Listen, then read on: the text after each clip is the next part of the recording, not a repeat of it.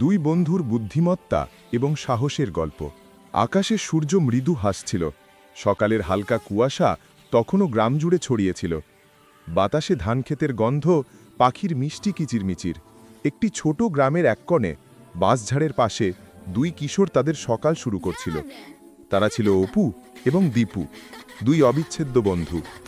অপু ছিল অস্থির, প্রফুল্ল, সর্বদা নতুন কিছু করতে চাইত। আর দীপু ছিল একটু শান্ত, চিন্তাশীল কিন্তু বুদ্ধিমান এবং সাহসী।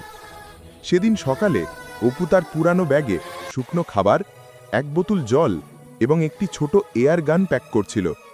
দীপু তার পাশে দাঁড়িয়ে কৌতূহলী চোখে দেখছিল।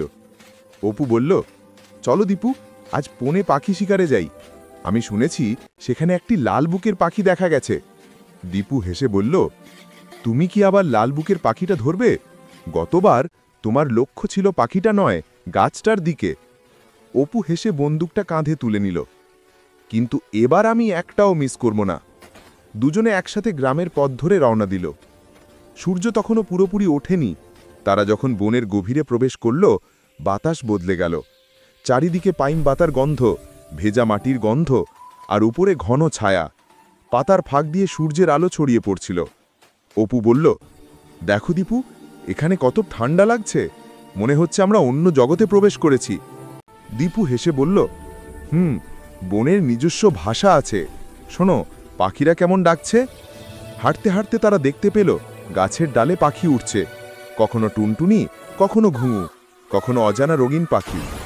অপু বন্দুক তাক করল, এবার আমি ধরব। কিন্তু ঠিক তখনই পাখিটি উড়ে গেল। দীপু হেসে বলল, তোমার লাল বুকের পাখিটা আজও রক্ষা পেয়েছে। অপু হেসে বলল, দেখুন, আজও ধরব। ঠিক তখনই বনের গভীর থেকে একটা অদ্ভুত শব্দ ভেসে এলো। সামনে তাদের হড়কড়কে বাঘের মতো একটা ভয়ঙ্কর ভাল্লুক এসে দাঁড়ালো। দীপু চিৎকার করে বলল, পালাও অপু, পালাও। তারা দুজনে যত জোরে সম্ভব দৌড়াতে শুরু করল। গাছের ডাল ভেঙে যাচ্ছিল, পাতা উঠছিল। অপু হাঁপাতে হাঁপাতে বলল, আমি আর পারছি না দীপু। দীপু চিৎকার করে বলল, ওখানে দেখো, ওখানে একটা ছোট ডালপালা আছে, তাড়াতাড়ি ওঠো। অপু দৌড়ে এক লাফে গাছে উঠে গেল। কিন্তু বারবার চেষ্টা করেও দীপু উপরে উঠতে পারল না। কিন্তু দীপু বুঝতে পারল যে আর সময় নেই। তারপর তার মনে একটা বুদ্ধি এলো। সে হঠাৎ মাটিতে শুয়ে পড়ল, চোখ বন্ধ করে নিঃশ্বাস বন্ধ করে দিল, যেন সে মারা গেছে। ভাল্লুকটি এসে দীপুর পাশে এসে থামল। সে তার বিশাল নাক দিয়ে দীপুর দেহ শুকে নিল। ভাল্লুকটি ধীরে ধীরে দীপুর কানের কাছে মুখ নিয়ে গেল। কিছুক্ষণ শুকে নিল, তারপর মাথা কাত করে তাকালো। তার মনে হলো এটা মৃত মানুষ। ভাল্লুক সাধারণত মৃত প্রাণী খায় না, তাই সে ধীরে ধীরে ঘুরে বনের গভীরে অদৃশ্য হয়ে গেল। কিছুক্ষণ পর অপু নেমে এসে কেঁপে কেঁপে বলল, দীপু, তুমি কি বেঁচে আছো? দীপু চোখ খুলে হেসে বলল, ঈশ্বরের কৃপায় হ্যাঁ। অপু তাকে জড়িয়ে ধরল, তার চোখে জল। ভাই, আমি ভয় পেয়েছিলাম, আমি ভেবেছিলাম তুমি শেষ। বিকেলের রোদ বনের ওপর লাল আভা ফেলছিল। পাখিরা বাড়ি ফিরছিল আর বাতাসে হালকা ঠান্ডা ছিল। অপু আর দীপু গ্রামের পথে চুপচাপ হাঁটছিল।